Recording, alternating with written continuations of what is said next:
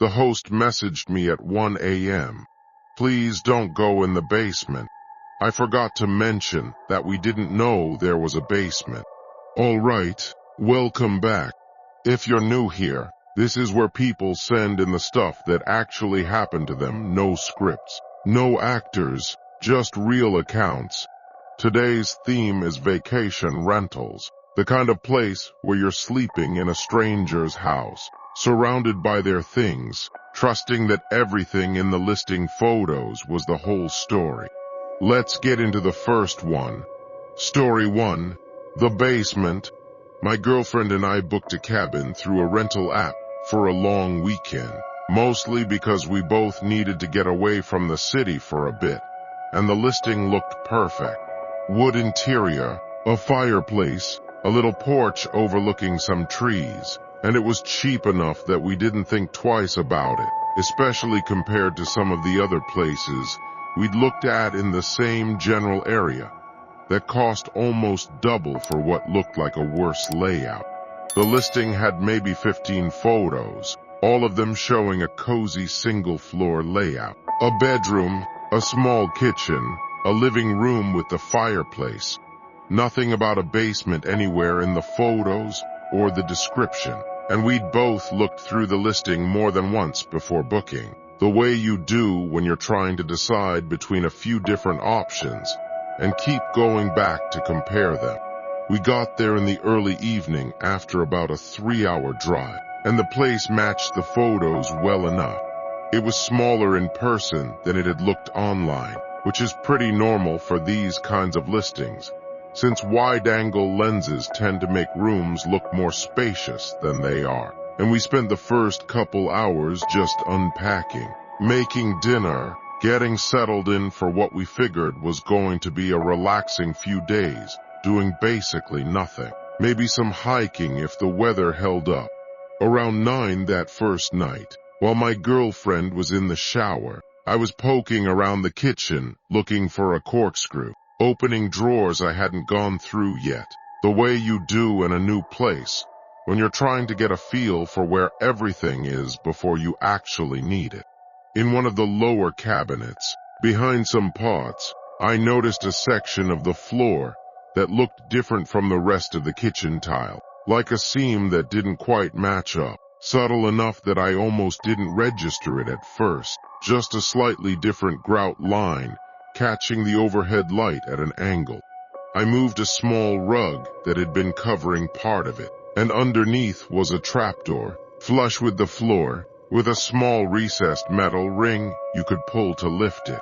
I want to be honest that my first reaction wasn't fear, just curiosity, the kind of thing where you find something unexpected in a place you're staying, and your brain just wants to know what it is before it starts worrying about whether it should be worried. I pulled the ring, and the trapdoor lifted easier than I expected, revealing a narrow staircase going down into total darkness. Cool air drifting up immediately, carrying a faint mustiness that you get in any room that doesn't see a lot of fresh air. The kind of smell that makes you picture dust and old boxes rather than anything actually threatening. I didn't go down. I want to make that clear up front, because I've told this story before, and people assume I went exploring immediately. But I didn't. I just stood there for a minute looking down into it, trying to remember if the listing had mentioned anything about a basement or storage area. Coming up blank, and then closed the trapdoor back and put the rug back over it, planning to just ask the host about it the next morning rather than make a thing of it that first night. My girlfriend came out of the shower a few minutes later, and I mentioned it to her, mostly as a hey, weird thing I found kind of comment rather than anything I thought was actually concerning. She was curious too, wanted to go look at it right then, but it was getting late, and we were both tired from the drive, so we agreed to check it out the next day if we felt like it, and let it go for the night. That's when the message came in. Around 1 a.m., my phone buzzed with a notification from the rental app. A message from the host, a woman we'd only interacted with briefly before booking. mostly logistics about check-in and the door code. The message said, and I'm going to get this as close to word for word as I can remember, since I've reread it enough times to have it basically memorized.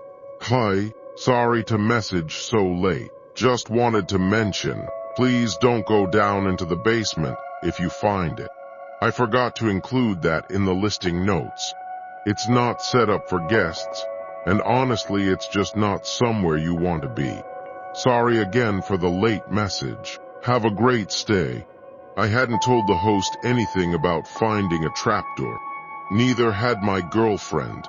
Nobody outside the two of us knew we'd found it, and I certainly hadn't sent any message or made any inquiry through the app about a basement, since we'd decided to just ask in person or wait until morning. I sat there staring at that message for a long time, trying to come up with an explanation that made sense. Maybe there was a camera somewhere in the kitchen, which would be a massive violation of most rental platform rules, but isn't unheard of with bad faith hosts.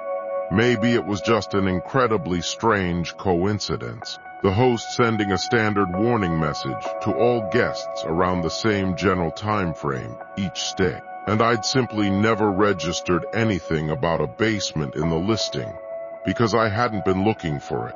I've turned that possibility over so many times since, trying to decide if a coincidence like that is actually more or less unsettling than the alternate. I woke my girlfriend up to show her the message. Probably not my finest decision at 1 in the morning, but I needed someone else to see it and confirm I wasn't imagining the timing of it. She read it twice, looked at me, and asked the obvious question, how would she know we'd been in the kitchen looking at that spot on the floor at all, let alone tonight specifically? Neither of us could sleep well after that. We didn't go down into the basement, not that first night, and not the entire rest of the stay, which was 3 more nights total. We didn't mention it to the host directly either, mostly because I genuinely didn't know what I would even ask. How did you know we found the trapdoor felt like a strange, almost accusatory question to send a stranger whose property we were currently sleeping in, and some part of me worried that asking directly might somehow make things worse, though I couldn't have explained what worse would even look like if you'd pressed me on it. The rest of the stay was completely uneventful on the surface. We hiked, we sat by the fire, we did all the relaxing things we'd planned to do, and if you'd looked at photos from that weekend afterward, you'd have seen nothing but a completely normal, pleasant getaway. But every single night, lying in bed, I could hear something. Not loud, not dramatic, just a faint sound that seemed to come from beneath the floor, somewhere in the direction of the kitchen. A kind of low creaking that could have easily been the house settling, old wood contracting in the cold nights, anything with a mundane explanation. The kind of sound you'd never even notice in a house you'd lived in for years. But that stands out sharply in a place you don't know at all. Except it happened at almost exactly the same time each night, somewhere between 1 and 1:30 in the morning, the same window as when that message had come through the first night. On our last morning there, packing up to leave, I went back to that spot in the kitchen one final time, mostly out of a compulsion I couldn't fully explain to myself, wanting to at least see the trapdoor one more time before we left, even if I still had no intention of going down. I moved the rug aside. The trapdoor was gone.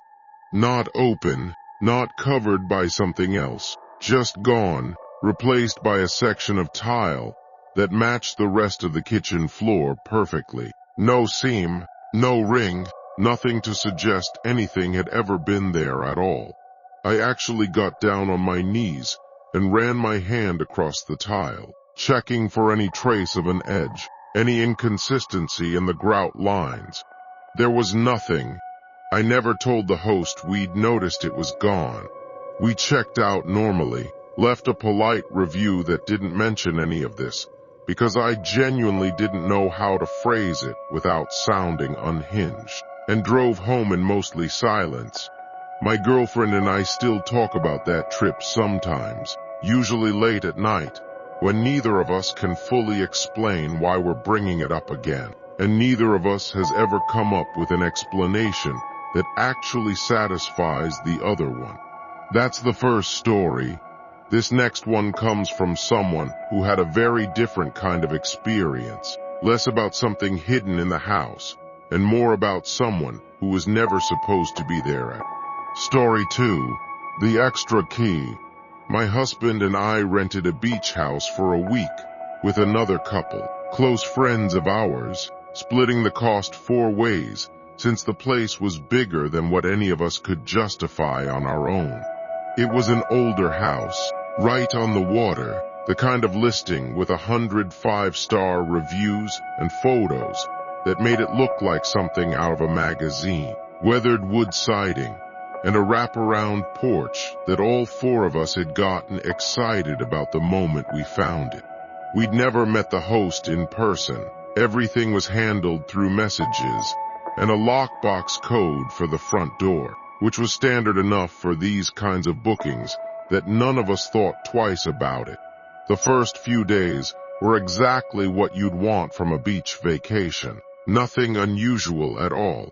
We settled into a rhythm. Mornings on the beach, afternoons doing basically nothing, evenings cooking together and playing cards. The kind of trip that felt like it was going to end up being one of those vacations you look back on fondly for years. The house had 4 bedrooms, which worked out perfectly for the 2 couples. Plenty of space, no one stepping on anyone else's toes. And honestly, by day 3, we'd all commented more than once about how good a find this particular listing had turned out to be. On the 4th night, I woke up around 3 in the morning needing water, and as I was heading down the hallway toward the kitchen, I noticed a light on downstairs that hadn't been on when we'd all gone to bed. I assumed it was one of our friends, maybe unable to sleep, and went down to see. The kitchen was empty. The light above the stove was on, something none of us used regularly since there was a separate light switch for the main overhead fixture that we'd been using all week. I stood there for a second, a little confused, and then noticed something else. One of the kitchen drawers, the one where we'd all been keeping loose things like phone chargers and sunscreen, was open, and it looked like it had been gone through. Not ransacked exactly, but clearly disturbed. Items shifted around in a way that didn't match how any of us had left it. I checked on our friends first, quietly opening their door just enough to see them both asleep, undisturbed. My husband was still asleep in our room too when I went back to check. Nobody in our group had been downstairs. I turned off the stove light, closed the drawer, and told myself someone had probably gotten up earlier in the night for a snack and just forgotten to turn the light back off. A completely reasonable explanation that let me go back to bed without spiraling about it. I didn't mention it to anyone the next morning, since it genuinely didn't seem worth bringing up over breakfast.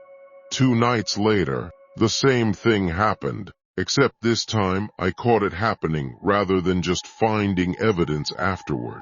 I'd woken up again around the same time, and this time, as I came down the stairs, I heard movement in the kitchen, distinctly the sound of someone moving around. A cabinet door, footsteps on the tile.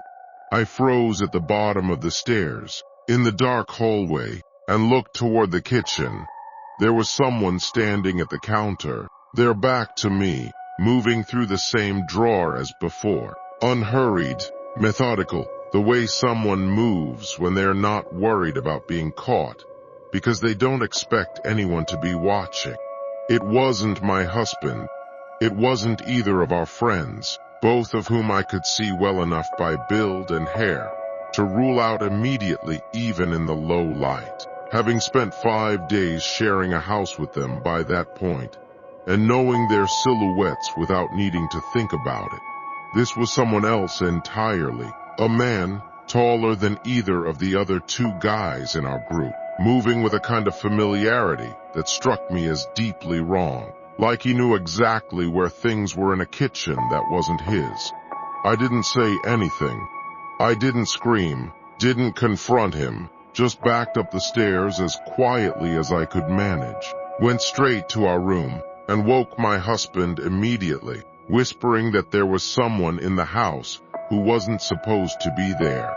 We woke our friends too, and the four of us, my husband and the other guy, armed with nothing more than a golf club we found in a hall closet, went back downstairs together.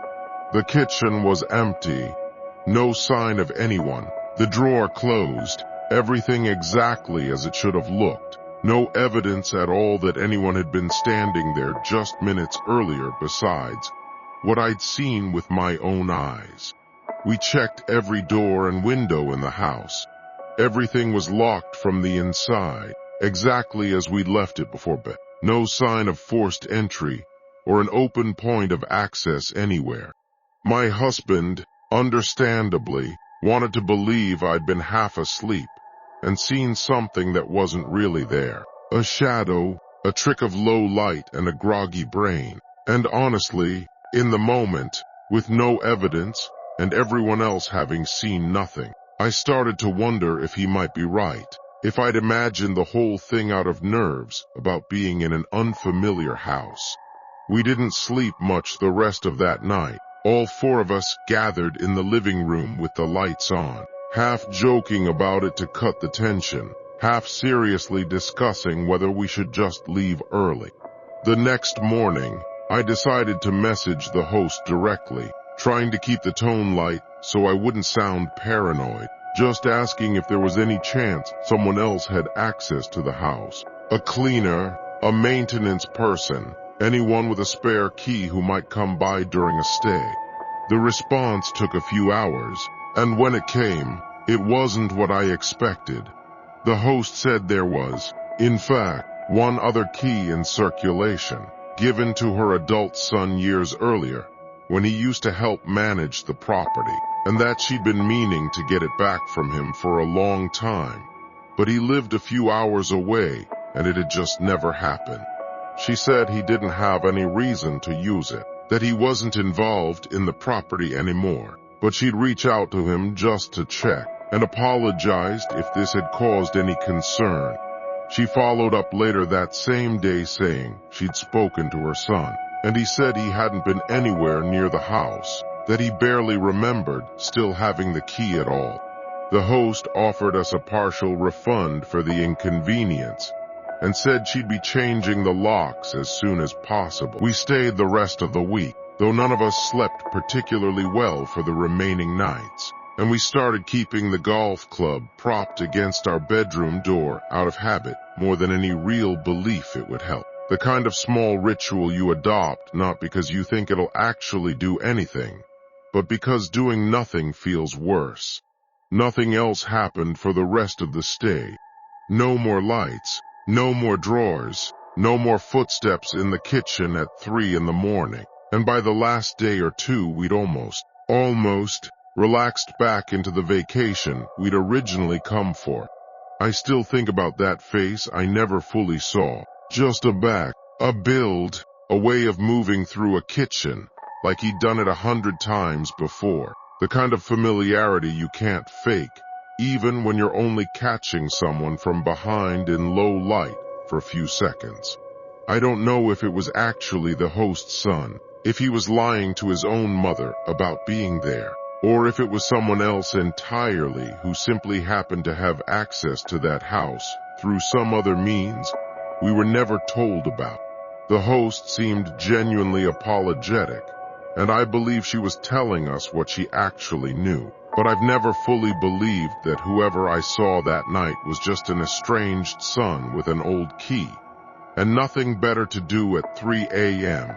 than go through a stranger's kitchen drawer. Every rental we've booked since, the first thing I ask now, before anything about the beach or the amenities, is whether anyone else has a key. And that's it for today. If either of these hit a little too close to home, you're not alone, especially if you've got a trip booked somewhere new coming up. If you enjoyed this one, hit subscribe. It genuinely helps more than you'd think. And if something like this has ever happened to you at a rental property, send it my way. You might hear your own story on here next. Stay safe out there. I'll see you in the next one.